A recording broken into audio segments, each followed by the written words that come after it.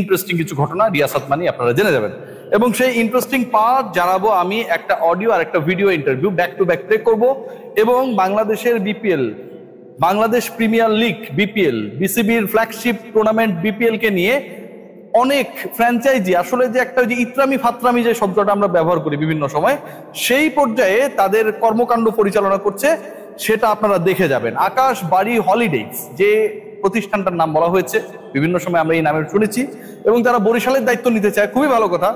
এবং বরিশালের দায়িত্ব নেয়ার আগেই তারা ঘোষণা করেছে, আমরা দেখেছি সেখানকার সহকারী ব্যবস্থাপক কিছু একটা তিনি এসে ঘোষণা করলেন যে আমরা বরিশালের দায়িত্ব নিতে চাই এবং আমরা এটাকে বরিশাল এর আগে যেমন চ্যাম্পিয়ন টিম ছিল সেরকম করবো, তামিম ইকবালকে প্রয়োজনে খেলাবো।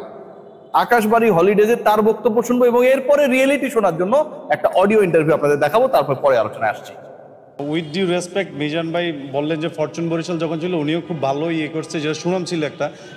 আমাদের থেকে যদি আমরা বিসিবি থেকে দলটা পাই এবার বিপিএলে যদি অংশগ্রহণ করতে পারি তো আপনাদের মানে সাক্ষী রেখেই বলছি আপনাদের সামনে, হ্যাঁ এতটুকু বলতে পারি যে আমাদের থেকে আপনার ফরচুন বরিশাল যেই স্পটে ছিল, যেই ট্রেন্ডে ছিল এবং কি যেই মাপকাঠিতে ছিল, আমাদের দলটা ফরচুন বরিশাল থেকে ইনশাল্লাহ কম হবে না। আমরা ঢেলে সাজানোর জন্য সর্বোচ্চটা আমরা প্রাইমারি আলোচনা করেছি খুব শর্ট টাইমের মধ্যে, কিন্তু আপনারা ফরচুন বরিশালকে যেভাবে পেয়েছেন আমাদের তরফ থেকে আমরা যদি বরিশালটাকে পাই ইনশাল্লাহ আমরা রিপ্রেজেন্টটা খুব সেভাবেই করবো, যেন বিপিএলে বরিশাল নিয়ে আমাদের টিম নিয়ে যেন কেউ একটা কোনো কথা না বলতে পারে। আমরা তামিম ভাইকে নক করবো, উনি যদি সম্মতি থাকে খেলার জন্য আমরা ওনাকে অবশ্যই ওনার সাথে যোগাযোগ করার সর্বোচ্চ চেষ্টা করবো। দল নেওয়ার ব্যাপারে এখন পর্যন্ত আমরা 50-50, এখন পর্যন্ত আমি আপনাকে বলতে পারছি না যে আমরা দলটা নিচ্ছি, বাট হ্যাঁ যখন কনফার্ম হবেন তখন ওই যে 2 কোটির চেকটা দিবেন, এখনো আপনারা এই কারণে দেন নাই যেহেতু ইনডিসিশনে আছেন। হ্যাঁ ওইটাই আর কি, আমরা বিসিবি পক্ষ থেকে তো এখনো পুরো ডিসিশন নেওয়া হয়নি।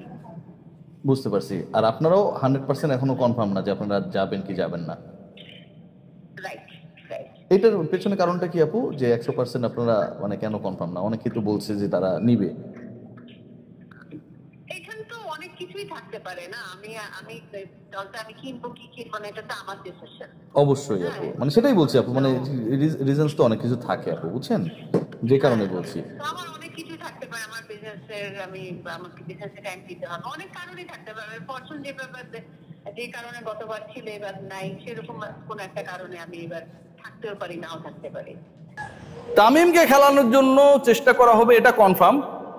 এটাও কনফার্ম যে এবারের বরিশাল দলটা দারুণ হবে, বিধ্বংসী হবে, ফাটিয়ে খেলবে, কলকাতা নাইট রাইডার্স বরিশালের হয়ে খেলবে, ভাবটা কিন্তু এরকম ছিল বক্তব্যে। কিন্তু আবার তারা দল নেবে কি নেবে না সেটা আবার তারা কনফার্ম না।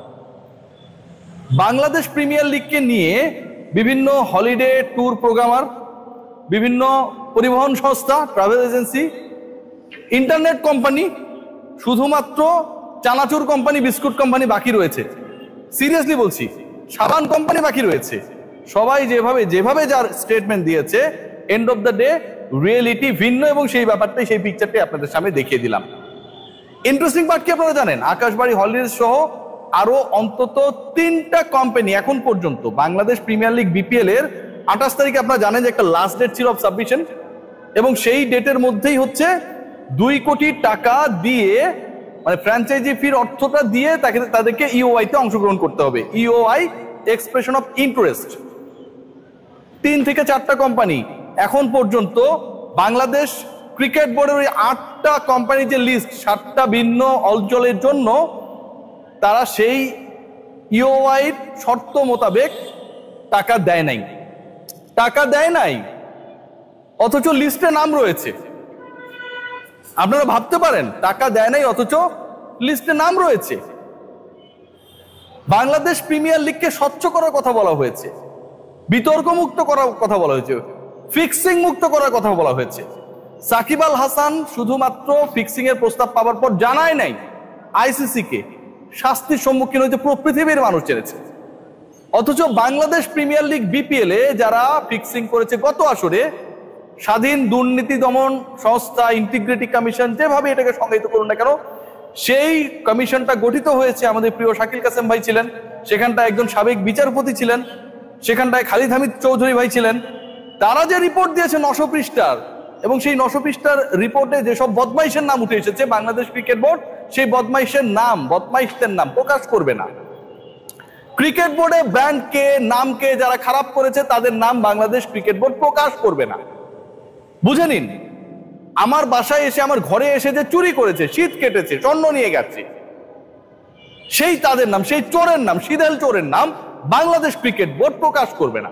বাংলাদেশ ক্রিকেট বোর্ড এখনো যে 8টা কোম্পানিকে লিস্টেড করেছে, ইন্টিগ্রেটেড হিসাব ভুলে যান। এই কোম্পানিগুলোর 50%কে নিয়ে, 50%কে নিয়ে, অর্ধেক কোম্পানিকে নিয়ে যথেষ্ট প্রশ্ন রয়েছে। প্রশ্ন রয়েছে তাদের ইন্টিগ্রিটি, ক্যাপাসিটি, ট্রানজাকশনস এবং ওই 2 কোটি টাকা ফ্র্যাঞ্চাইজি ফির টাকাটা তারা দিতে পারেনি সেই বিষয় নিয়ে। আকাশবাড়ি হলিডেজ যে ভ্যালকিটা দেখাইলো, যে ভেলকিটা দেখিয়েছে, এরকম ভেলকি প্রত্যেকটা দলই দেখিয়েছে। এই ডকুমেন্টসটা আমি হয়তো পেয়ে গেছি, কারণ আমি রিয়াসাত আছি, আমি অনেক কিছু পাওয়া যাই। বাকিদের অবস্থা আপনি চিন্তা করেন। বাংলাদেশ ক্রিকেট বোর্ড এখনো ওপেন আপ হচ্ছে না এদের ব্যাপারে, এখনো ক্লিয়ারলি কোনো কিছু বলছে না। তবে হ্যাঁ, সেই ক্রিকেটারের খেলা বন্ধ, সেই ক্রিকেটার কিন্তু বিপিএল এ খেলতে পারবে না। সেই ক্রিকেটারের নাম আমি জানি না, আকাশে বাতাসে ডানে বামে উপরে নিচে শোনা যায় যে সেই ক্রিকেটার ডান হাতে ব্যাট করেন, টপ অর্ডারে ব্যাট করেন, বিতর্কিত একটা ফ্র্যাঞ্চাইজির হয়ে খেলেছিলেন, অনেক সুনামধন্য তিনি ক্রিকেটার, একসময় তার ভালো ইমেজ ছিল। এখন পাবলিক তার নাম শুনলেই বলে যে বদমাইশ, ফিক্সার, তার খেলা বন্ধ। কি হতে যাচ্ছে বাংলাদেশের ক্রিকেটে বলা খুব ডিফিকাল্ট। আর বিপিএল কে কেন্দ্র করে আপনারা সবাই জানেন, ইফতিকার রহমান মিঠু সদস্য সচিব বিপিএল গভর্নিং কাউন্সিল, তিনি যে ঘোষণাটা দিয়েছিলেন, আপনারা সবাই কি জানেন সেই ব্যাপারটা?